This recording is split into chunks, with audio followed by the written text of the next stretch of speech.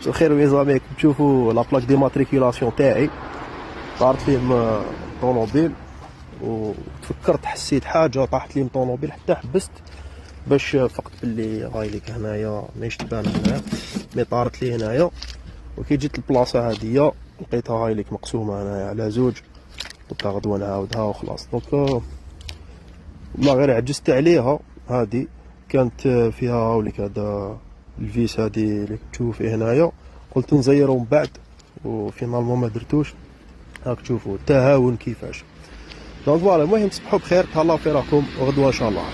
صباح الخير لي زامي ان شاء الله تكونوا ملاح. انا جيت نقول لكم بلي خدمت على بلاك ديماتريكيلاسيون مازال برك نمونطيها واش درت لكم لا ستوري هذيك تاع البارح درت لكم لا ستوري تاع اليوم باش نقول لكم باللي اي حاجه عندها ولا اي حاجه توقع لك في لا جورني كاين حل تاعها ولا ما كاش الله غالب ما عندك ما دير.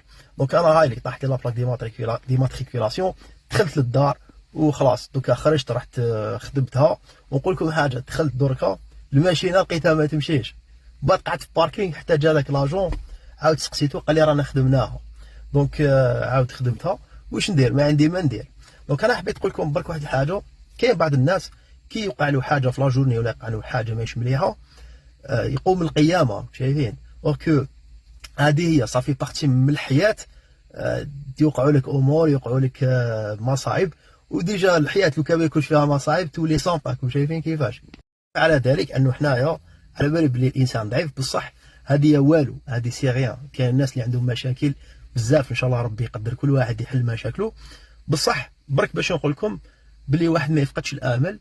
وثانيك لازم توجور يكون متفائل. الانسان متفائل مهما كان باسكو علاش يوقع لك مشكل تروح تتخبى من المشكل هذاك وما تحبش تواجه المشكل هذاك المشكل ماهوش راح يروح. لو كان ماشي نتايا تواجهه وتحل هذاك المشكل نتايا واحد ما راح يحل لك المشكل تاعك ولا واحد ما راح يحل لك المشكل تاعك خويا العزيز ولا اختي العزيزه.